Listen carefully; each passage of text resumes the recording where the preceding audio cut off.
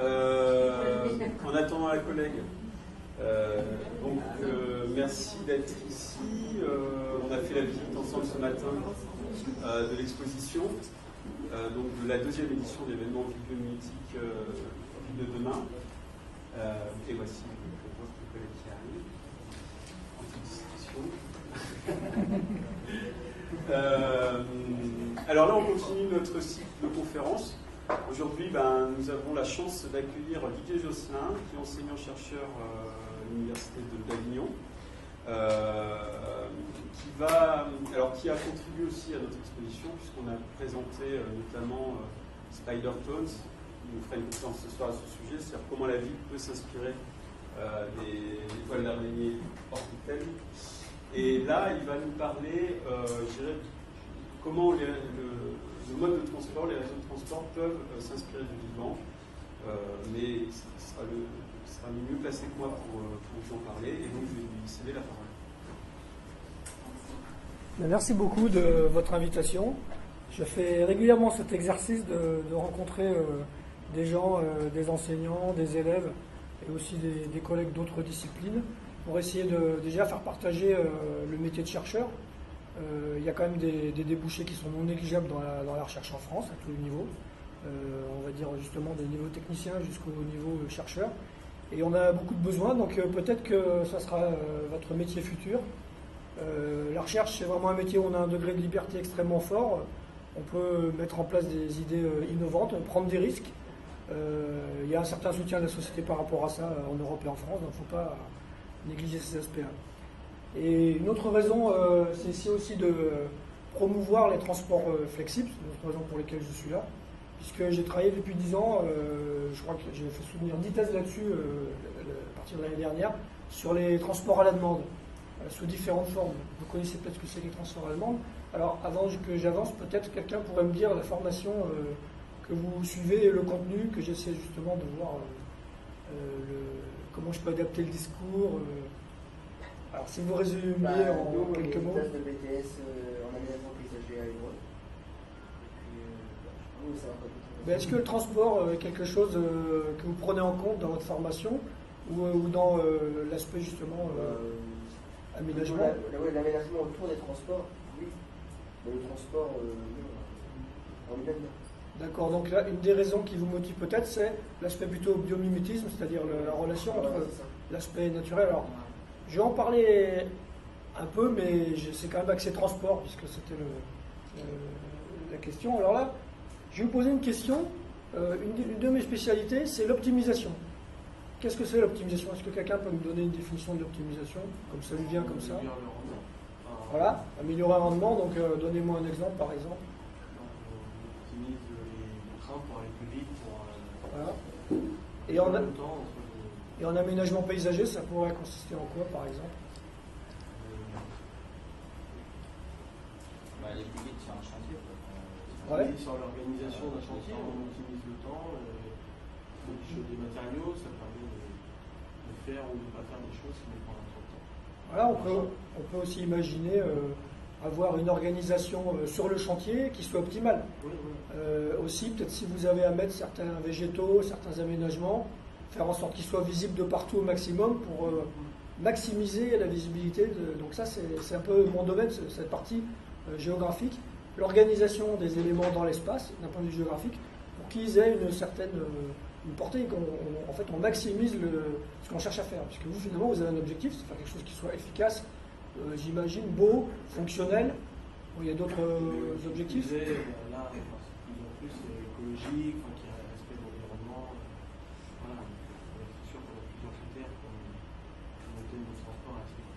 D'ailleurs, dans les écoquartiers, il y a plein de choses. J'imagine que ça, c'est quelque chose que vous devez travailler. Les écoquartiers, il y a cette connexion, vous avez vu, transport, environnement, et en plus, il y a l'aspect social qui rentre en compte. Donc, finalement, votre métier, il est un peu au cœur de la problématique, puisque quelque part, on veut quand même réinjecter du naturel dans l'urbain, et tout en plus, en essayant de concentrer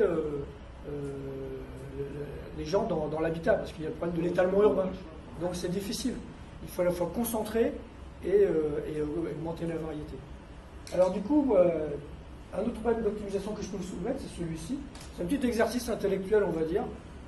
Si je vous dis, voilà, j'ai 4 clients, ils sont aux arrêts 1, 2, 3, 4, et puis ils veulent aller à la gare. Donc j'ai pas de limitation de véhicule. Je cherche en fait à optimiser ma desserte. Qu'est-ce que vous proposeriez comme solution de transport?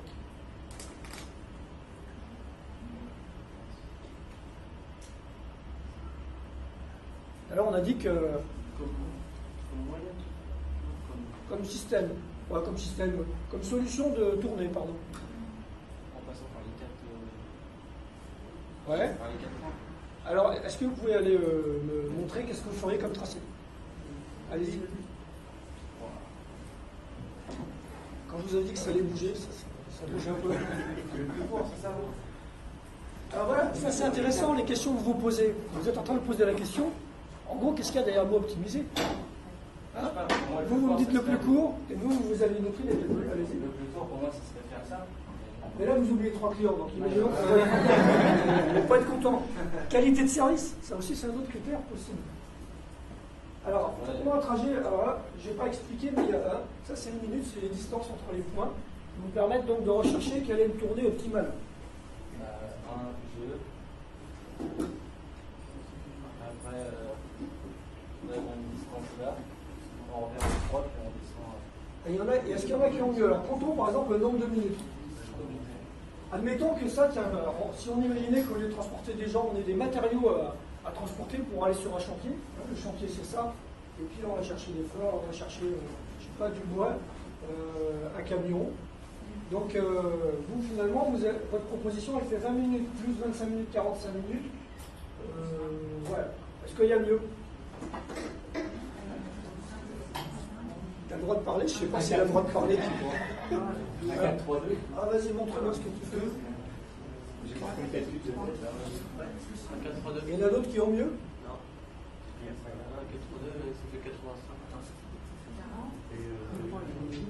ça fait 85. Ça fait 85. Alors bon.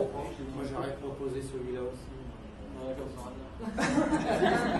On va s'arrêter là-dessus. Il y en a d'autres à 85. Alors. On vérifiera tout à l'heure quelles sont les solutions. La question c'est plutôt. Et vous prenez le premier client, c'est lequel? Le 4. Bon. Il y a en fait, on verra à travers la solution, c'est pas tellement la question de la solution. C'est plutôt que maintenant je vais vous dire, mais les trois clients, si vous regardez le plus court chemin, s'ils avaient pris leur voiture, et vous regardez la différence, en fait, que ces gens ont mis parce qu'il y a eu des détours, là vous êtes dans un système à l'africaine. Voilà, donc ils ont une perte de temps énorme. Donc c'est ça tout le problème qu'on a en ce moment avec l'aspect optimisation, que vous aurez, si vous avez une flotte de véhicules à gérer sur un chantier, ben, il va falloir que vous fassiez au mieux pour que tout ça, ça s'agence dans le temps et dans l'espace, c'est-à-dire que vous réduisiez au maximum les trajets, pas faire des allers-retours inutiles. Et tout ça, c'est pas trivial. C'est-à-dire que vous voyez que là, rien qu'en 10 minutes, avec un seul objectif, un seul véhicule, on a déjà au moins 3 ou 4 propositions qui sont défendables plus ou moins, mais il y en a qui sont meilleurs que d'autres. Ça dépend d'où on part aussi. Parce que ah oui, bien sûr. On est parti du 1 parce que c'est numéroté 1. Il faut regrouper sur 3. Voilà, alors, bonne idée. Alors, regrouper sur 3, ça veut dire quoi? Alors allez-y, montrez-nous ce que vous avez Vous fait. faites le 4, il vient sur 3. Ah, à pied? À pied? Il vient à pied par exemple? Ou à pied, parce que là, les temps, c'est avec un véhicule. Alors on est parti avec un véhicule, mais j'ai jamais dit qu'il fallait qu'un véhicule. Hein. Enfin, sinon, il vient à pied, oui. Alors à pied, c'est l'idéal. Mais non, Mais là, 20 minutes à pied, non, déjà. mais, étant entendu. Alors est-ce qu'il y a d'autres solutions? Parce que là, visiblement, on est parti sur la logique parisienne. À la fois parisienne, à la fois africaine. On a un véhicule. Non, c'est pas vraiment la logique parisienne, je suis bête, c'est la logique Sinon, il africaine. peut y avoir 2 véhicules, 4, 3, 1, 2. 2 véhicules. Voilà, ben déjà vous avez fait un effort de regroupement. Ah oui, 4, 3. Mais vous vous rendez compte le coût que vous avez réduit là? Vous êtes passé de 4 véhicules à 2 véhicules. Or le coût maximum c'est le chauffeur, c'est l'amortissement du véhicule, c'est alors évidemment les kilomètres vous allez peut-être en faire un petit peu plus à cause des détours, et encore faut voir. Non, en temps, on est optimisé sur les 65 minutes. Vous cumulez les deux. 4, 3, G, ça fait 35.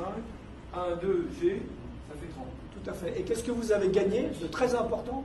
Temps, pollution Et C'est je ça. comprends parce que le temps, c'est un nombre de véhicules qui occupe l'espace. En fait. Vous avez gagné en coût et surtout, vous avez augmenté la qualité de service. Vous voyez, vous avez limité le désagrément de chaque individu qui ne perd plus X minutes de transport.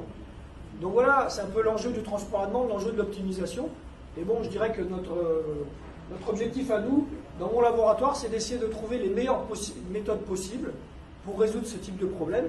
Alors on peut transporter des personnes, on peut aussi transporter des marchandises, des colis, etc.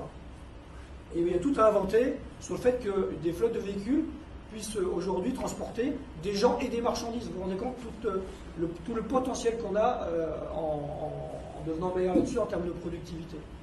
Donc ça, c'est une chose importante. Donc si je résume par rapport à ça, vous voyez, là ce qu'on a fait de l'optimisation multicritère. Je ne vous ai jamais dit ce que vous alliez optimiser. C'est vous qui vous êtes fixé un objectif. Quelqu'un a dit, moi je prends un véhicule, donc ce que j'ai cherché à optimiser, en fait, c'était le parcours. Le parcours total, on a commencé à réduire les temps de parcours. Dans ce cas-là, on était dans la logique temps de parcours. Une personne qui est vraiment qualité de service, un transporteur, lui, il aura à cœur de limiter la perte de temps de chaque client. Donc il a trouvé une solution en jouant un petit peu sur le nombre de véhicules. Je pense que c'est pas loin de votre approche. Vous allez avoir peut-être un nombre de véhicules supportable économiquement par le transporteur et avec une réduction de la perte de temps client qui sera bonne. Et puis sinon, on peut aussi, le transporteur, mettons que ça dans le trou, la collectivité lui dit on n'a plus d'argent, il faut réduire le nombre de véhicules. À ce moment-là, on va réduire un maximum le nombre de véhicules. Et puis, on va oublier complètement l'aspect client. Donc, vous voyez, vous ne pouvez pas en fait gagner sur tous les plans. Vous ne pouvez pas être équitable, c'est-à-dire aller chercher des gens qui sont en périphérie d'Évreux pour les emmener au centre-ville, parce que ça amène un coût. Et vous ne pouvez pas être à la fois efficace, c'est-à-dire être bon économiquement et travailler que là où il y a des gens. Et tout l'enjeu finalement de l'aménagement, c'est ça. Et bon, dans les écoquartiers, dans tous les, si je fais le lien maintenant avec peut-être ce qui vous intéresse davantage, je pense qu'il y a des enjeux, ça va être justement arriver à trouver des tailles d'environnement, quand je dis environnement, c'est des cadres de vie, qui soient suffisamment bien faits pour qu'on puisse à la fois bouger facilement et être dans des environnements avec des grandes qualités de vie. Et il y a une espèce d'échelle un peu adéquate pour faire ça. Et pour l'instant, je pense que la ville se construit pas à pas, et en aucun cas, on a des règles assez connues de la façon dont on doit construire ces nouveaux espaces urbains. Donc il y a encore un boulot assez monstre, si je puis dire, là-dessus. Et les jeunes, voilà, on compte sur vous. Donc voilà les solutions. Hein, je pense qu'il y en avait qui l'avaient trouvé, celle du m'a semblé l'entendre, la 4, c'est démarrant du 4. Après perte de temps client, vous, je pense que vous aviez trouvé celle du bas. Et vous voyez, une autre solution qu'on n'a pas évoquée parce qu'on n'est pas allé directement sur la perte de temps client, c'est celle-ci. Donc là, vous avez 3 véhicules, ils font ce trajet. Et puis là, ici, vous avez la somme de perte de temps, vous avez le temps total de parcours. Donc vous voyez, on peut jouer avec différents critères. Et on peut, contrairement à ce qu'on pense, en termes d'économie, on a un levier extraordinaire pour travailler là-dessus. Donc si je résume, en fait, ces logiques-là correspondent à des logiques soit économiques, soit de qualité de service, soit environnementales. Alors maintenant, je vais vous montrer une petite présentation.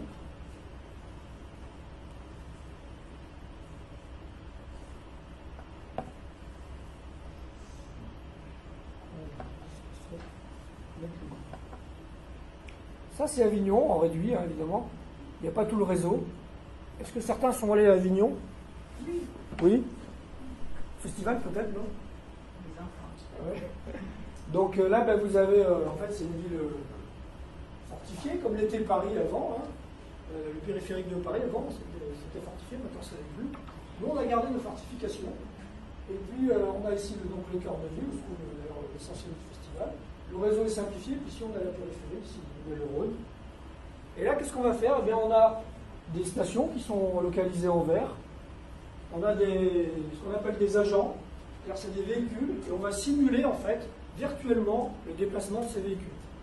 Et c'est là qu'on a plusieurs modèles qui existent. Alors j'ai un doctorant qui a fait sa thèse là-dessus, et donc qui est allé en Afrique, qui a regardé les systèmes qui existaient. Est-ce que certains se sont promenés des fois en Afrique Non.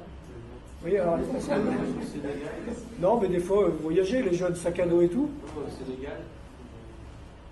Alors, est-ce que vous avez pris des transports au Sénégal? Ouais, les bus. Les bus? Ah, comment ça marche, les bus? C'est classique ou c'est des bus, vous n'avez pas des bus particuliers? Parce que- Si. Ouais, alors racontez-nous ça, parce que je pense qu'il est modélisé là-dedans. Différent d'ici, parce que déjà, s'il n'y a pas comment dire, si, non mais il n'y a pas de siège, les banquettes, voilà, ils prennent le maximum de gens possible, parce que du coup, il n'y a pas beaucoup de transport, et puis il n'y en a pas tout le temps, et puis ils ne vont pas partout. Voilà. Les gens, pour prendre le bus, ils viennent des fois de loin, pour aller à un endroit encore plus loin. Donc, bah, tant pis, s'il n'y a pas de place, c'est... Tout à fait. Alors, vous avez vu, c'est un taux de remplissage, on appelle ça le taux de remplissage, qui est maximal. Comparé à ce qui se passe en France, des fois vous voyez des bus remplis, mais c'est pas toujours le cas, à part le métro où ça marche pas bien. On voit qu'il y a deux approches qui sont différentes, mais il y a des problèmes de risque aussi. Oui, mais... Les véhicules sont souvent assez vieux, donc il y a des pannes. Et puis au niveau du temps, de la perte de temps client, vous pouvez avoir des trucs, des écarts de temps terribles. Mais ceci dit, pour moi, les Africains ont inventé le transport à la demande au sens de l'envie de voyager ensemble, qu'on a perdu nous en France. Finalement, on est plutôt, maintenant pour faire 3-4 km, on prend sa voiture, ou alors on fait un peu de covoiturage, mais Ils n'en ont pas, là. voilà, il y a une histoire d'offre et de la demande est tellement forte que l'offre ne suffit pas. Il y avait une personne là-bas, je crois, qui est aussi allée en Afrique, non? Il me semblait. Je n'ai pas entendu. Oui, moi j'ai rêvé. Sinon, avec une week-end, c'est un petit trajet et le chauffeur appelle quelqu'un d'autre qui va faire la suite du trajet. Et ainsi de suite, on avance comme ça. Il y a des délais d'attente entre les bus. C'est pas trop, non? Ouais, c'est efficace. C'est facile, non? Il y a un pays en Europe qui est très bon aussi, mais là il n'y a pas ces histoires d'adaptation. C'est la Hollande, où vous avez des connexions extraordinaires, ils sont super forts. Sinon, vous avez des endroits quand même en France, sur l'île de la Réunion, vous tapez dans les mains et le bus s'arrête là où il... Donc ça c'est génial. Alors en France, je pense que d'un point de vue juridique, bon. Ceci dit, la dernière fois, mon épouse est venue te voir, et il y a un bus qui l'a emmené en porte-à-porte, en deux, faut pas le dire. Hein. Ça m'explique. Donc c'est du transport à la demande à l'africaine, ça c'est super. Bon, bah bref. Donc alors là, ce qu'on fait, nous, voilà, en termes scientifiques, ce qu'on essaie de faire, c'est de voir en quoi on peut finalement, si on regarde dans les deux systèmes, hein, on a un système européen qui est extrêmement rigide, on va dire, de certaine façon. Il y a la délégation de service, il y a des obligations de sécurité, on ne peut pas se garer partout, mais c'est la sécurité, ça fonctionne quand même assez bien, mais c'est pas très souple, on va dire. À l'opposé, on a des systèmes africains où là, il y en a un peu dans tous les sens, mais par contre, il y a un taux de remplissage énorme. Donc, quelque part, il existe peut-être quelque chose entre les deux où on pourrait regrouper, parce que regrouper, ça veut dire quoi? C'est ce qu'on a fait tout à l'heure dans l'exercice. Ça veut dire moins de véhicules qui roulent, moins de polluants, un meilleur cadre de vie. Donc, derrière, il y a tout un enjeu lié justement à cette optimisation qu'on ne fait pas. Alors, il existe des transports à la demande en France beaucoup. Il y a au moins 650 expériences qui ont été recensées par une de mes doctorantes. Mais à chaque fois, c'est plutôt des expériences où c'est du transport à la demande. C'est-à-dire qu'on va avoir un taxi qui va faire le trajet, on est quasiment seul dans le véhicule, c'est du sur-mesure. Souvent, ça se fait en périphérie des cœurs de ville, de façon à rabattre les gens en ville, mais il n'y a pas de réelle optimisation au sens du remplissage des véhicules. Alors que nous, pour faire l'optimisation, on a besoin de gens. Ce qu'il nous faudrait, c'est un système à l'africaine, mais dans un contexte européen. Mais le covoiturage, il rentre au quotidien. Parce que, Tout à fait. Là, on offre un véhicule et on optimise, on dit, voilà, toutes ces personnes qui veulent se rendre sur un point ou sur un même trajet. Tout à fait. Le covoiturage, c'est ce qu'il y a pour moi de meilleur actuellement, parce que vous n'avez pas d'entreprise qui est impliquée directement. Vous avez une personne qui est le chauffeur qui lui-même est transporté, donc ça fait un client de moins. Vous avez un chauffeur de moins à payer. Le kilomètre, c'est à peu près entre 12 et 15 centimes. Donc ça couvre en gros l'essence, quoi. Il n'y a quand même pas l'amortissement de la voiture. Le défaut de ça, c'est que ça fonctionne sur les réseaux sociaux. Il faut une certaine confiance. Bon, maintenant, il y a des trucs comme covoiturage.com ou Blablacar, c'est en train d'exploser, vous avez vu. Donc effectivement, ça c'est une piste importante, le covoiturage, à pas négliger. Alors le covoiturage, il n'y en a pas en Afrique, mais nous, ce qu'on a fait, peut-être que vous avez utilisé au Sénégal ce qu'ils appellent les clandos. Les clandos, c'est les bus clandestins, mais c'est pas marqué dessus parce que justement ils sont clandestins. Et non, ça serait dommage pour eux, ils seraient vite repérés. Mais l'idée c'est ça, c'est en fait des gens qui rabattent des clients sur des secteurs, ils appellent ça des garages. Alors ils ne réparent pas les voitures, mais c'est des endroits où il y a des concentrations de véhicules prêts à partir. Et puis ensuite, ils partent quand ils sont pleins et ils ont en gros une espèce de corridor, pas de corridor écologique, hein, mais de corridor au sens, on va dire, urbain, où ils vont se promener avec des zones qui se répartissent. Ça, normalement, c'est interdit, mais pourtant, ça rend service à 60% de la population sénégalaise. Donc ça, on l'a simulé. Et puis, j'en reviens même maintenant au sujet qui nous occupe davantage, c'est le biomimétisme. On a fait un système de simulation aussi, où on a essayé de faire en sorte que les véhicules laissent des phéromones aux endroits où ils passent. Et ces phéromones vont en fait attirer les autres taxis en leur disant là il reste des clients, alors va préférentiellement dans cette direction. Donc c'est ça ce genre de simulation qu'on peut faire. On peut comparer des systèmes africains, comparer des systèmes européens, plus ou moins souples. Et après, ceux que ça intéresse, je vous renverrai la thèse. Il y a des parties compliquées, mais il y a des parties qui sont plutôt du domaine de la comparaison des systèmes entre l'Afrique et la France et qui sont assez intéressantes. Voilà, maintenant je vais vous faire une petite démonstration. Est-ce qu'il y en a qui aiment un peu l'informatique, qui jouent à des jeux en ligne, j'imagine? Bon.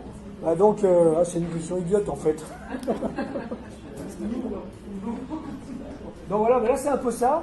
Disons que il y a des expériences qui sont faites dans ce système que je vais vous présenter, qui s'appelle NetLogo, qui est ce qu'on appelle un système multi-agent. Pourquoi? Parce qu'un agent, c'est une sorte d'automate qui évolue dans son environnement en fonction donc des informations qu'il reçoit de la part des autres. Un peu comme dans une colonie de fourmis, justement, où vous avez des messages qui sont laissés, ou éventuellement même il y a certains végétaux qui s'envoient des phéromones et qui, en fait, facilitent ou pas le développement d'autres espèces. Donc voilà, on est dans ce genre de modèles qui sont très informatisés, donc qui ne sont vraiment qu'une représentation pauvre de la réalité, hein, mais qui quand même nous amènent à réfléchir. Alors par exemple, ce qu'on fait, on initialise des agents. Voilà. Alors là, je vais peut-être ralentir parce que ça peut peut-être aller assez vite. Alors après, par exemple, après je vous montre un autre modèle, mais on va commencer par justement le modèle coopération. C'est celui qui est basé sur les phéromones. Je vais peut-être un peu ralenti là. Alors les petits trucs blancs qui se promènent, c'est des gens qui apparaissent aléatoirement. En fait, j'en ai pas mis assez, alors je vais recommencer. Nombre de véhicules.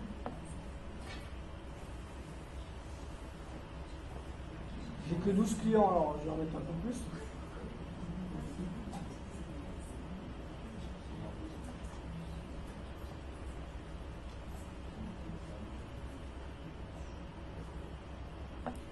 Alors là, vous voyez, les clients, il y en a un peu partout. Alors j'espère que j'avais une version où j'avais les clients qui traversaient le Rhône à la nage, mais normalement on a débugué, j'espère. Bon, peut-être il y en a un ou deux qui vont passer, donc vous les oublierez. Alors ça va passer vite là, voilà. Donc alors vous avez deux types de véhicules.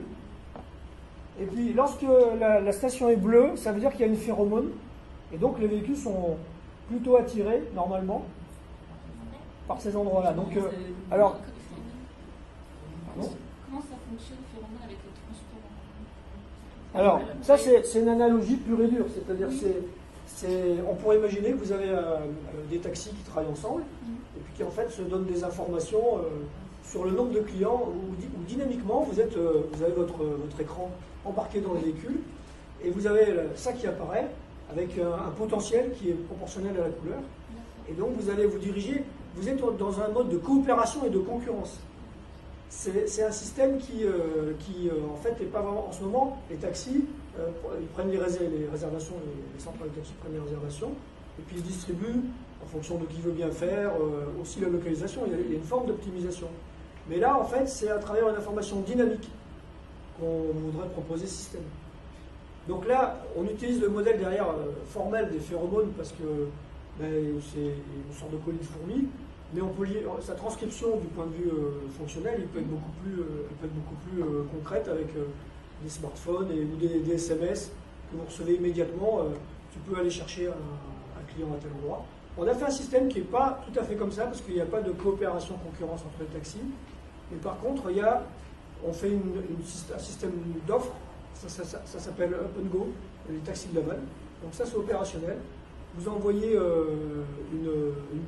client arrive, et ensuite il y a la demande qui arrive sur l'ensemble des portables des taxis, et il y a un taxi qui prend la réservation et elle disparaît, et ainsi de suite. Donc c'est le plus rapide et le plus proche qui va normalement, et aussi celui qui a peut-être le plus besoin d'argent, mais là ça ne nous regarde pas. Donc là c'est plutôt l'enchère et mise en concurrence, alors que là on est sur de la coopération et à la fois un peu concurrence, parce que finalement, s'il y a un taxi qui est plus rapide qu'un autre et qui va prendre des clients, vous allez arriver, ils sont déjà partis parce que mon copain il a eu l'info, il est arrivé avant. Donc on s'est aperçu nous qu'en fait... Mais alors du coup, en termes d'efficacité, c'est pas forcément efficace parce que vous allez peut-être avoir plusieurs taxis qui arrivent au endroit pour un seul client. Oui, c'est ça, il faut en fait... Alors, en fait, on a montré que c'est pas le plus optimal. Le plus optimal, c'est un système dont je vais vous parler après. Ça, c'était une sorte de système intermédiaire. On va dire, ce qui lui manque dans ce système, c'est une espèce d'intelligence du plus haut niveau, parce que les agents, ils sont un peu bêtes. Là, on considère que c'est finalement des véhicules qui ont une autonomie, qui ont l'information et qui finalement ne travaillent pas ensemble. C'est un peu ça l'idée. Ils ont juste une information qui est partagée. Mais en aucun cas, ils vont se donner un coup de bigophone, mais attention, moi j'y vais, elle n'y va pas tout. Donc voilà, c'est ce qui manque. Ceci dit, avec une centrale de réservation, si on peut allier à la fois un agent de plus haut niveau qui est un agent décisionnaire, en fait, tout simplement, on peut avoir ce type d'agent, on peut le modéliser en informatique, un agent qui a une vision du monde, mais il faut voir que quand vous regardez une fourmilière, les fourmis ont une information partielle, et pourtant les fourmilières sont toujours structurées de manière efficace, et elles ont toujours une forme qui se ressemble par espèce. Donc ça veut dire qu'il y a une émergence. C'est d'ailleurs toute la théorie de la complexité est basée là-dessus. On voit apparaître une structure qui est quelque chose de fort. Donc c'est pour ça qu'on pense que malgré tout, on devrait regarder si ces systèmes où des agents ont une connaissance faible, mais peut-être qu'elle est suffisante pour déjà voir apparaître une amélioration. Et par rapport à l'aléa, on a un modèle aléatoire, c'est déjà meilleur. C'est-à-dire que rien que le fait de laisser des petites informations partagées sans communication entre les agents non taxis, on a une amélioration. Et après, si on fait un management, on a encore une amélioration. Donc en fait, il y a des gradients d'amélioration. Ceci dit, pour avoir travaillé pas mal avec les taxis, suivant la fédération à laquelle ils appartiennent, suivant leurs pratiques, c'est quand même des artisans, et donc ils sont quand même en concurrence. Donc c'est difficile il faudrait voir en fait si on travaille avec la G7, là oui, peut-être on peut travailler. Mais c'est difficile en tant que chercheur de passer à l'application ensuite, parce qu'on n'a pas beaucoup de collectivités qui suivent derrière. C'était votre question? Oui. Alors j'ai quand même à mon actif 5 sites sur lesquels il y a les transports à demande qu'on a installés, avec des systèmes organisés comme ça, de l'optimisation. Par exemple, Tadou dans le Doubs central, c'est moi qui l'ai fait avec mon équipe. Laisse la voiture au garage dans le Sud-Essonne, c'était une expérimentation qui a duré 3 mois. C'est pareil, c'est mon équipe qui a fait ça, c'était covoiturage transport à demande combiné. Donc en fait ça c'est ce qui vient un peu à terme, ça enrichit notre connaissance, mais pour l'instant ça n'a pas un degré de maturité suffisant pour pouvoir aller sur le marché, on n'est pas encore là. Alors le module au bus c'est quoi? Le module au bus en fait c'est un véhicule qui va envoyer des pushs à des clients qui sont abonnés. Imaginons par exemple vous promenez en ville, et puis vous êtes abonné à un véhicule de transport à demande qui se promène, et puis il a déjà un client, donc il sait qu'il va dans telle direction. Ben vous allez recevoir un push sur votre portable qui va vous dire, si jamais tu veux prendre ce véhicule dans 30 secondes, il passe à tel arrêt et il va dans telle direction. Donc ça c'est un prototype qu'on a monté depuis un certain temps, ça s'appelle le module au bus. On devait avoir des collectivités qui devaient le faire, et bon, pour l'instant c'est dans les cartons, c'est le résultat de la recherche, un gros projet NR. Et l'idée c'est que on a sur les portables, vous aurez non seulement là où il faut aller, mais vous avez aussi la forme de la ligne, parce que les lignes, comme elles optimisent dynamiquement, elles n'ont jamais les mêmes formes jour après jour, c'est des lignes créées à la volée. Donc on ne peut pas prévoir l'emprise de la ligne comme dans un transport à demande. En général, les transports à demande, c'est des transports déclenchés. C'est-à-dire qu'il y a une emprise qui préexiste, et il suffit d'un client, un seul, pour que le trajet démarre et donc éventuellement prenne d'autres clients. Alors que nous, on crée des lignes en fonction dynamiquement des contraintes et de l'optimisation qu'on revisite à chaque fois. Et ça crée des difficultés parce qu'il faut une capacité d'adaptation importante de la part des chauffeurs. Il faut tout repenser. Un autre aspect du modulo bus, que je n'ai pas encore réussi à faire passer dans les collectivités, mais j'en profite pour essayer d'en reparler, c'est l'aspect dynamique du prix. Par exemple, si vous allez au marché et que vous allez acheter 1 kilo de pommes de terre, si vous arrivez à la fin du marché, vous risquez de négocier le prix du kilo de patates. Vous ne l'avez jamais fait, moi ça m'arrive. Vous voyez, il y en a qui ont de l'expérience. Donc ça veut dire que, un peu comme sur eBay, d'une certaine façon, vous avez une espèce de bourse et la valeur des choses, elle est attribuée en fonction de la demande et de l'offre dynamiquement. Donc là, à la limite, nous, ce qu'on a dans le modèle modulo bus qu'on propose, on va faire en sorte que si par exemple vous êtes seul dans le véhicule comme dans un taxi, vous allez payer 10 €. Et par contre, au fur et à mesure des détours, vous allez être remboursé dynamiquement. De façon à ce que ça vous fasse encaisser l'idée que vous allez perdre du temps. Tout à l'heure, on a vu dans une des propositions, la première, qu'il y avait des pertes de temps importantes.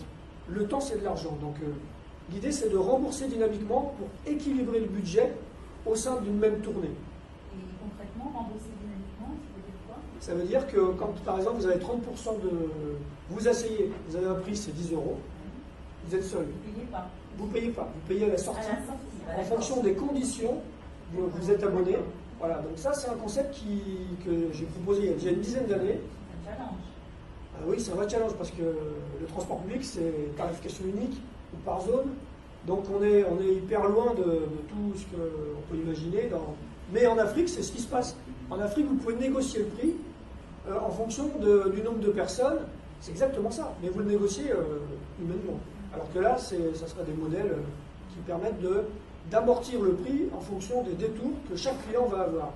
Et à la fin, le gain sera au minimum le gain que si vous étiez seul dans le véhicule. Voilà. Mais justement, mais qui rembourserait comment ça marche le système d'argent? Alors, quand un client arrive, il va payer. Il va payer par exemple 8 € puisque vous l'avez pris. L'autre, il va tomber à 8 aussi. Vous avez rentré 16 €, mais par contre, votre chauffeur, il va conduire plus longtemps. Il va faire un détour, donc ça va vous coûter un peu plus. Mais vous avez quand même rentré 16 €. Le problème en ce moment des transports publics, c'est que ce qu'on appelle le taux de recouvrement, c'est-à-dire la partie que vous payez par rapport à la partie totale du coût, c'est 20 à 30% au mieux. C'est-à-dire que quand vous donnez 1 €, la collectivité, la ville, tout ça, paye 3, 4, des fois 5 €. Donc vous voyez, c'est ça le problème. Et il faut commencer à équilibrer les comptes en ce moment. On voit qu'il n'y a plus d'argent. Donc optimiser, ça permet d'essayer de regrouper les gens dans le véhicule, tout en continuant à essayer de minimiser au maximum les routes qui sont suivies par les véhicules, les distances, et donc les émissions de polluants. Donc voyager ensemble, c'est pas qu'une mentalité, c'est aussi économique, et on peut arriver à des méthodes qui le font. Nous, on a montré dans des simulations en Franche-Comté qu'on peut avoir maintenant un R sur D de 50%, passer de 30 à 50%, uniquement en faisant des systèmes où il y a des facilitations au regroupement. Donc vous voyez comment toutes ces réflexions, à la fois au niveau de l'agent, des phéromones, à la fois au niveau de l'optimisation un peu plus lourde avec des méthodes et aussi des nouvelles technologies, on peut aller beaucoup plus loin dans la démarche. Et bon, il va falloir qu'on active ça en France, c'est assez dur. Je rame depuis des années pour trouver des collectivités qui ont envie de faire des choses. C'est un peu risqué parce que, effectivement, ça veut dire que ce genre de système, quand même, vous pouvez dire à un client, on ne vous prend pas. Parce que les conditions d'offre du transport ne permettent pas d'aller vous chercher. Alors que normalement, une des conditions de transport public, c'est l'obligation de service. Donc ça remet en question quand même un certain nombre de choses. Et je vais vous donner aussi un autre exemple, c'est la tarification. Alors, quand on a travaillé dans le Doubs central, qui est une zone rurale, il y a très peu d'habitants. Il y a, en l'occurrence, là, maintenant une quarantaine de communes. Bon, puisque c'est une centaine de communes, 25 ou 30 000 habitants, donc ça fait quand même pas un grand nombre par rapport à ici. Et là, en fait, on a négocié le prix en fonction de la distance. Il y avait des personnes qui voulaient avoir un prix unique en fonction de la distance, qui était complètement inéquitable pour les gens qui habitaient loin, et qui par contre favorisait les courtes distances. Donc ça, en plus, ça stockait les véhicules sur des courtes distances, c'était pas bon. Et puis à l'opposé, il y avait ceux qui voulaient une tarification unique, qui était quand même pas terrible non plus, parce que le gars qui habitait au fin fond de la forêt de je sais pas où, lui, il payait le même prix que la personne qui prenait le transport 1 kilomètre au centre-ville, donc c'était pas possible. Donc on a travaillé pendant une demi-journée avec les élus à l'époque pour faire une courbe comme ça, d'amortissement. Et donc ça voulait dire que chaque commune avait un prix variable en fonction de la destination vers les autres communes. Donc ça faisait 100 fois 100, enfin divisé par 2, parce que c'est une matrice symétrique. Donc il a fallu faire chaque commune avec sa propre tarification en fonction de là où les habitants de la commune allaient. Donc il va falloir qu'on aille vers des systèmes souples, parce que l'air de rien, arriver à négocier ce type de tarification, c'est quand même de l'argent qui rentre derrière. Et si vous grattez 10% sur un déficit de X milliers d'euros dans une commune, ben, tout de suite vous pouvez le réinvestir éventuellement dans d'autres choses pour faire des transports plus spécifiques aux personnes à mobilité réduite, aux personnes éloignées. Enfin, c'est toute une manière de redistribuer grâce à l'optimisation. Et il y a encore des marges de manœuvre dans l'optimisation qui sont inexploitées. Évidemment, il y a la contrainte de la ville qui existe. Hein. Où sont les réseaux? Où est l'offre? Quelles sont la délégation de service? L'avantage, c'est qu'il y a une négociation. L'inconvénient, c'est qu'après, on est pieds et poings liés pendant X années avec un même transporteur. Donc, c'est ça toute la difficulté. Oui, on peut peu modifier le contrat, mais ça dépend en fait des endroits. Et par exemple, Aix-en-Provence, ils ont un monitoring permanent sur les résultats dynamiquement des transporteurs et bon, ça arrive à travailler avec eux plus efficacement. C'est ça. On va dire qu'il y a une réservation. Mais... Donc voilà, qu'est-ce que je peux dire d'autre? C'était un peu ça l'idée. Après, j'ai amené un jeu, le module au jeu. Mais bon, il y a beaucoup de monde, donc je n'ai pas le temps de le faire. Si vous avez des questions. Mais du coup, vous êtes capable de faire, par exemple, sur un territoire donné chaque modèle vivant, parce qu'effectivement, vous êtes capable, à partir de ce que vous faites, de faire une modélisation pour chaque territoire un petit peu pour, Disons que nous, ce qu'on cherche, c'est déjà un chercheur, il doit publier, donc il doit avoir quelque chose qui est générique, c'est-à-dire qui est capable de s'adapter au territoire. oui. Donc autant nous, pour nous, le territoire, c'est une donnée. C'est-à-dire c'est quelque chose de typique, il faut qu'on rentre ces informations, il faut qu'on connaisse, moi je travaille beaucoup dans les systèmes d'information géographique, donc je suis géomaticien, donc on fait des bases de données qui sont dédiées avec les informations, mais après, un modèle d'optimisation, il doit être capable justement de changer d'échelle, il doit être capable de marcher sur Tokyo comme marcher dans le Doubs central de manière sans planter. Sur Tokyo, il aura souvent des meilleurs résultats parce qu'il y a plus de gens. Mais en gros, c'est un calibrage plutôt du modèle, mais le modèle doit être assez générique. C'est ça notre objectif. Par exemple, là j'ai un doctorant qui commence au mois de septembre, qui va travailler sur l'optimisation de bornes de recharge électrique pour des véhicules dynamiques comme ça électriques. Et là on travaille avec une entreprise privée qui s'appelle Vulog, qui est Aix-en-Provence et qui met à disposition des véhicules électriques. Donc là on est en pré-phase d'analyse. L'idée c'est d'arriver sur un territoire. Les bornes électriques ça a un certain coût, donc il faut minimiser leur localisation, enfin le nombre que vous allez localiser. Et en plus, il faut les mettre au mieux des pratiques de mobilité. Donc il faut étudier les mobilités, mais ça, il y a des données dans les communes en général. Il faut essayer d'arriver à bien concilier les besoins, puisque vous ne pouvez pas dire avec des véhicules électriques, au bout de 80 km ou 130 km, eh ben, désolé, tout le monde descend, il n'y a plus d'électricité, puis la borne elle est trop loin. Donc il faut à tout prix être super efficace, là, on n'a pas droit à l'erreur sur ce genre de truc. Donc voilà, j'ai mis un thésard là-dessus, il y en a pour 3 ans, dans 3 ans. On vous dira ce qu'on a trouvé. Si je peux me permettre, je ne vais pas avoir compris en fait. Je ne vois pas complètement le lien entre vos travaux et le biomimétique. Je ne vois pas en quoi vous recherchez à imiter la nature. Parce que là, vous pouvez supposer dans l'imitation de la nature qu'il y aurait quelque chose au-dessus dans la nature qui optimiserait les choses. Et moi, je suis assez d'accord avec vous parce que mon speech de maintenant, c'était pas très orienté vers. D'accord. C'est ce soir. D'accord. Davantage.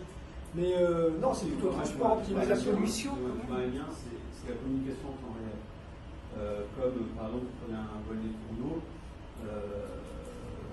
c'est en temps réel, ils communiquent. C'est pour ça qu'il n'y a pas de vigueur.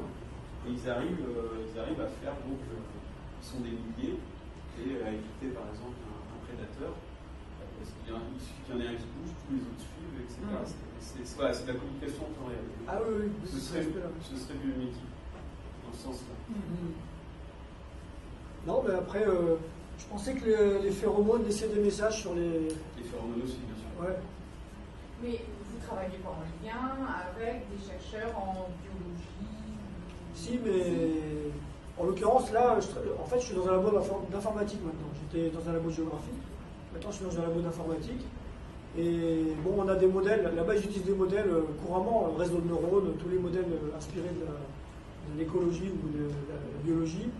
Ils les ont réinjectés dans des méthodes, mais en fait, il faut voir la réalité par rapport au modèle informatique et par rapport à la relation qu'il y a entre ces modèles et le modèle biologique à la base. Si par exemple, j'ai un truc léger là, si je fais ça, ah, vous n'avez pas attrapé le verre. Ah ben voilà, vous voyez ce qui s'est produit, mais vous avez appris en fait. Vous avez fait fonctionner vos neurones ils ont été activés, et la deuxième fois vous avez rattrapé le verre. Bien joué. Je le fais toujours et ça marche tout le temps. Donc en fait, ce qu'on fait en informatique, eh bien on fait le même modèle. On a en fait un réseau de neurones qui est une sorte de graphe avec des espèces de nœuds, donc des carrefours, des connexions entre ces carrefours, et à chaque fois qu'on va faire transiter une information à l'intérieur de ce réseau, ça va renforcer le nœud. Et le nœud étant, par rapport à la biologie, c'est le synapse. C'est-à-dire, vous avez des connexions neuronales, vous avez le synapse, et entre les deux synapses, dans le synapse, vous avez les neurotransmetteurs, qui sont des petites particules qui, en fait, comme par exemple la caféine, elle se met là aussi, c'est ça qu'elle est. Et donc, c'est ça qui fait le tampon, à la fois sur la transmission d'informations, c'est le neurone, et après, tout est régulé. Donc, on est encore loin de pouvoir imiter très proprement en informatique ça. En informatique, moi, j'ai travaillé dans ma thèse sur des réseaux de neurones, et en fait, c'est du biomimétisme, mais ça n'est qu'un outil de classification qu'on utiliserait comme un outil statistique. Et d'ailleurs, il y a des matheux qui ont produit des publications et qui montrent la parfaite correspondance de tous les réseaux de neurones avec tous les modèles de mathématiques qui existent, qu'on connaissait déjà. Et après, ils vont dans les conférences avec les gens qui font du réseau de neurones, et boum. Donc c'est assez marrant de voir ça. Ceci dit, tout ça pour dire qu'on est encore loin d'imiter.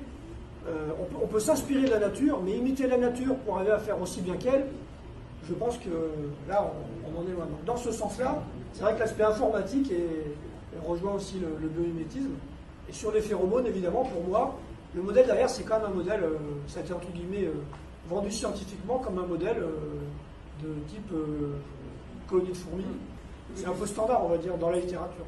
Si on reprend l'exemple que vous prenez la circulation d'information de l'organisme, il a été démontré que quand on se brûle, la première fois, quand vous touchez quelque chose de chaud, on va se brûler, la deuxième fois, on ne brûlera pas, ça peut le test de malade, parce que finalement, c'est plus l'information qui circule, parce que le temps de réaction, le temps que mettrait l'information à circuler entre le cerveau et le doigt serait beaucoup trop long, on aurait à chaque fois le doigt brûlé. En fait, c'est-à-dire que le cerveau mémoriserait la première fois qu'on serait brûlé, et donc, c'est plus une information du doigt vers le cerveau, mais c'est que le cerveau anticipe, c'est de l'anticipation dans le geste. C'est comme si, avant de toucher la chose brûlante, le cerveau avait déjà enregistré le fait qu'on allait toucher, qu'on allait retirer la main. Là, au niveau informatique, je trouve pas ce principe d'anticipation d'information. Si, on a des petits modèles qui permettent c'est des chaînes de Markov, mais ça, c'est des mini-projections. C'est le fait qu'on fait l'hypothèse que le passé récent, sa connaissance peut nous aider à connaître le futur proche. Alors, il y en a qui vont encore plus loin en faisant la prospective. Bon, là, moi, c'est pas mon domaine, et en plus, j'y crois pas du tout. Mais prévoir l'avenir, j'y crois pas. Même les scientifiques, on n'est pas capable de faire. En économie, on voit les résultats, d'ailleurs. Donc, tout ce qu'on peut faire, c'est arriver à se dire que, voilà, c'est ce qu'on nous, on fait plutôt des probabilités conditionnelles. Alors, on va dire, voilà, si effectivement mon neurone a été excité parce que la première fois, tiens, j'ai raté le truc que je devais attraper, il est prêt à repartir. Et donc, il est en état d'excitation, donc la probabilité qu'il va être activée, elle est conditionnée par son état précédent. Et donc, on est meilleur dans l'appréhension de la tâche qui nous est demandée après. C'est ça l'idée. Mais on a aussi en robotique, il y a des robots maintenant qui ramassent la poussière. Et bon, on a encore du boulot, puis je crois que je me demande si on y arrivera, en fait, je ne pense pas. Et si on arrive, ça sera bête, parce qu'on n'aura plus rien à faire. Donc à la limite, c'est pas grave. En revanche, si on peut comment dire, enrichir nos concepts de vie dans les cadres de vie paysagers ou autres ou urbains, pour donc les améliorer en regardant ce que fait la nature, bon, ça c'est un enjeu. Moi là-bas je suis biologiste, j'ai un master de biologie. Après j'ai fait une thèse de géographie et maintenant je suis dans un laboratoire d'informatique. Donc, allez, ça c'est un petit message que je peux faire passer. Rien n'est déterminé dans la vie professionnelle. Tout peut vous arriver. C'est important. Moi, j'ai gardé des moutons pendant 6 mois en cherchant ce que j'allais faire. C'est là que j'ai compris que j'allais pas faire moutonnier. La première fois que j'ai tendu mon manteau, il était coupé de partout, puis il est parti direct à la boîte à repos. La dernière fois que je suis arrivée à Roissy, 6 h du matin, la nuit dans l'avion, 2 personnes, on descend du vieux avion, on se dirige vers la gare, 2 valises assez lourdes. Quelqu'un qui m'arrête, vous allez où? Versailles? Je vous emmène. Pour 10 €. C'est pas mal, je trouve, de se mettre sur le chemin de la gare et demander à quelqu'un s'il a besoin d'une voiture. J'ai mis beaucoup moins longtemps qu'en transport en commun et c'était moins cher. Ouais, mais c'est illégal. C'est une préférence pour nous, oui. Mais à la limite, vous faites comme si c'était un pote à vous. Ah ouais, salut Gaston, ça va? Et hop, vous rentrez dans la voiture, et là c'est bon. Est-ce qu'on a revient au système africain avec les bus? Normalement, ça s'appelle les taxis clandestins, il y en a à Paris. Hein. Oui, c'était pas un taxi, c'était un particulier qui Ah venait oui, chercher c'est son ce que je fils. dis. On est d'accord, c'est bien un taxi clandestin. La guerre, ça se fait pas beaucoup de tout ça. Bah, j'ai apprécié, ça n'a pas mis longtemps, c'était rapide, Ouais. et c'était pas cher. À Avignon, on avait EasyTake. EasyTake, c'est l'équivalent de EasyJet, mais en petite voiture. Il s'était mis sur le créneau parce que dans les transports allemands, c'est un peu compliqué. Les transports allemands, c'est un truc qui est très défini du point de vue juridique. Et il y a un créneau, c'est les véhicules de petite remise. C'est un peu pour faire du tourisme. Et donc, ils ont commencé à en faire sur Avignon. Ça a marché 3 ans du feu de Dieu. Les jeunes allaient en boîte de nuit. Ils revenaient à 5. Remplissage maximum des véhicules, c'était pas cher. Ma fille, moi, le prenait, c'était 3, 4, 5 €. C'était rien. Et en plus, malheureusement, ils pouvaient un peu boire en boîte de nuit. Ça, c'est pas très bon par contre. Mais bon. Voilà, exactement. Donc, le résultat, c'est que ça fonctionnait super. Et un jour, il y a des chauffeurs qui se sont arrêtés pour prendre des clients au bord de la route. Et ça, ils n'ont pas le droit. Ils n'ont pas le droit parce que comme c'est du tourisme, il doit y avoir une préorganisation. On doit se mettre à des endroits spécifiques. On ne doit pas aller à la gare qui sont réservés au transport public et aux taxis. Et donc, ils ont été attaqués une fois. Ils ont gagné, perdu. Et à la fin, ils ont eu aussi la mauvaise idée de taper sur un taxi. Je pense que ça n'a pas idée, ça. En termes d'image. Donc voilà, la réalité, c'est ça. C'est-à-dire qu'en ce moment, en France, on est arrivé à un tel niveau de contraintes juridiques qu'on a une souplesse qui est très faible, et donc on est coincé par des tas de trucs. Une des raisons pour lesquelles on ne peut pas mettre en place le module au bus, c'est que rien que de faire vendre entre guillemets l'idée qu'une personne acceptera d'avoir un prix qui baisse, enfin acceptera une variabilité sur le prix, ça a été des années de boulot. Alors j'ai fait une enquête sur 1000 personnes. Sur 1000 personnes, avec une armada d'étudiants au téléphone et tout. On a publié ça et on s'est aperçu que 70% des gens étaient contre la tarification variable. Par contre, 70% des gens étaient pour si le prix ne pouvait que baisser ensuite. Il suffit de donner la règle. Bah oui, mais le problème c'est que vous dites même ça à des élus, ils ne prennent pas le risque d'aller...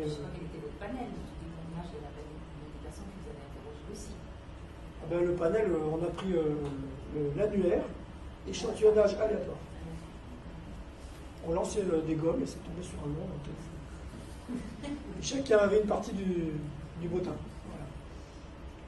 Voilà. Donc on a démontré, et ça a même été publié, qu'en fait la variabilité ne fait pas peur, que c'est une variabilité qui est en faveur du client. Le problème que vous posez, c'est que finalement, c'est pour l'ensemble des produits. C'est comme celui qui achèterait sa baguette le premier le matin et puis celui qui achèterait la dernière à midi ne paierait pas le même prix. Or, souvent, tous les produits qu'on achète souvent à un prix moyen. C'est un prix moyen.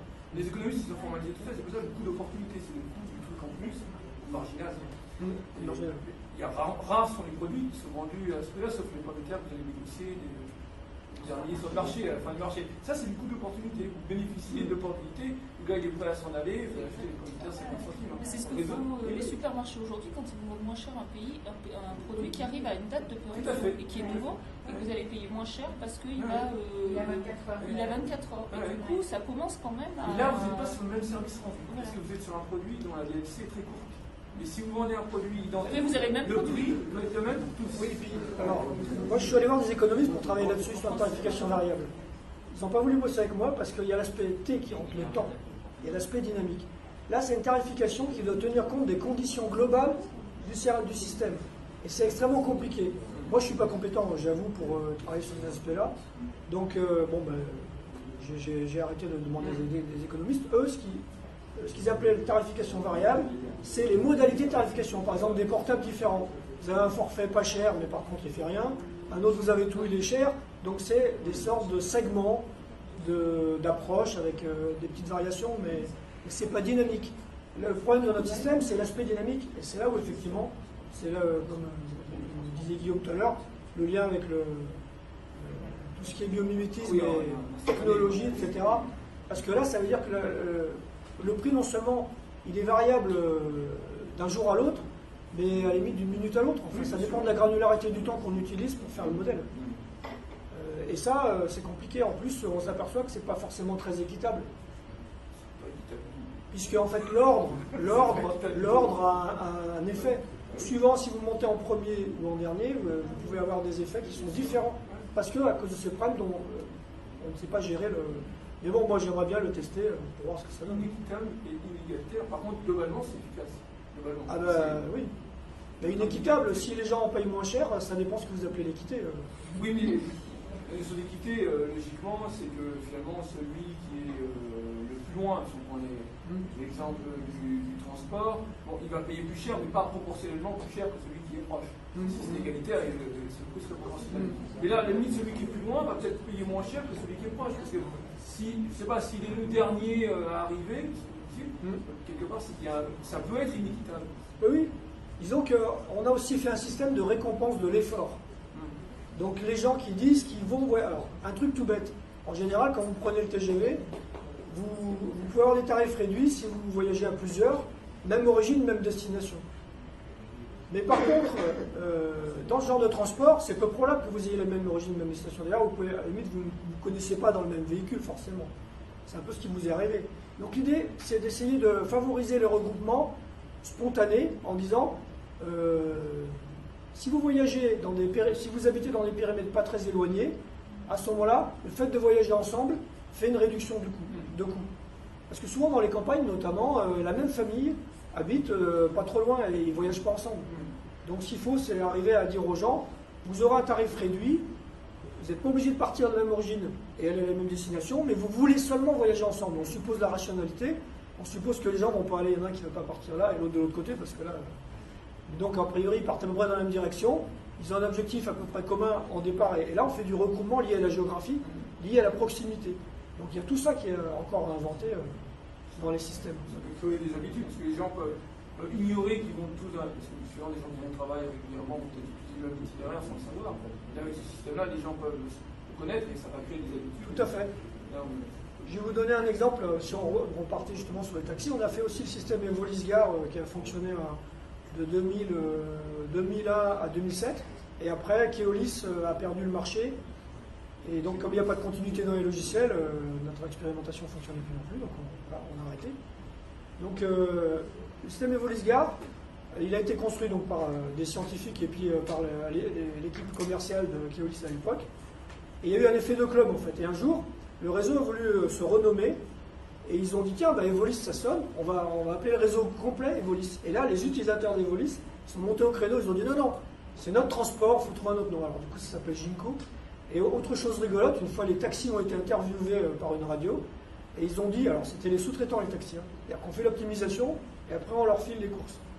Et après, ils s'organisent, c'est une association, et ils se débrouillent entre eux. Et donc là, on s'est aperçu qu'à l'interview, ils ont dit que c'était eux qui avaient fait le système. Donc pour nous, ça c'est la plus belle réussite, parce que ça veut dire qu'il y a une appropriation, à la fois des opérateurs, à la fois des gens qui sont clients, il y a des effets de club. Plus vous allez prendre ces systèmes, si vous réduisez le prix, avec mon idée, vous n'aimez pas, visiblement, mais c'est pas grave. Ah non, je n'aime pas, c'est pas ça. C'est pas équitable, je suis pas d'accord avec vous. Et donc, l'idée, voilà, c'est essayer d'optimiser. C'est notre enjeu. Le système de récompense aussi, je pense que c'est intéressant. Comme c'est cette technologie, c'est développé à 80% en transport en commun. Dans la voiture, c'est un petit peu. Mais la scène de tombola, plus. Et quand du coup, on l'a fait, il y a 40 ans. C'est un peu la même idée, mais. Tu vas chercher tes Parce que est-ce que vous y croyez, vous, à l'éco-citoyenneté liée au transport? Est-ce que vous y croyez? Personnellement, moi, je n'y crois pas. Il n'y a pas que le transport, C'est-à-dire, est-ce que vous allez prendre votre véhicule pour ne pas polluer? Oui, il y a que la carotte qui marche. La carotte, c'est tout. Disons qu'il y a quelques gens qui sont super évolués, mais la majorité des pratiques, c'est... C'est la récompense qui fait que ça marche. Malheureusement, c'est le système. C'est un comportement naturel. La récompense. Les animaux, ils font uniquement des choses qui les gratifient. J'espère qu'on est un peu plus que des animaux, mais... Ça fait tout. Si le thème, c'est le biomimétisme. En termes de comportement, Il y a une autre question. Une autre question.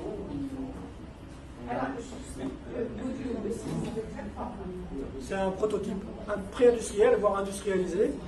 Le problème, c'est que la boîte qui l'a industrialisé maintenant a déposé le bilan cet été. Donc, il est dans un ordinateur à la fac, là, dans mon bureau. J'ai tout repompé et j'attends de le lancer ailleurs, sous d'autres cieux. On était en contact avec le Japon, mais le Japon, il commence à vouloir savoir ce qu'il y avait dans la boîte, alors on a freiné. Vous avez quand même fait des tests en réel? Oui, alors on a fait Up and Go, c'est une des possibilités, il n'y a pas de tarification variable, mais la bourse au transport, ça s'est fait au taxi de Laval.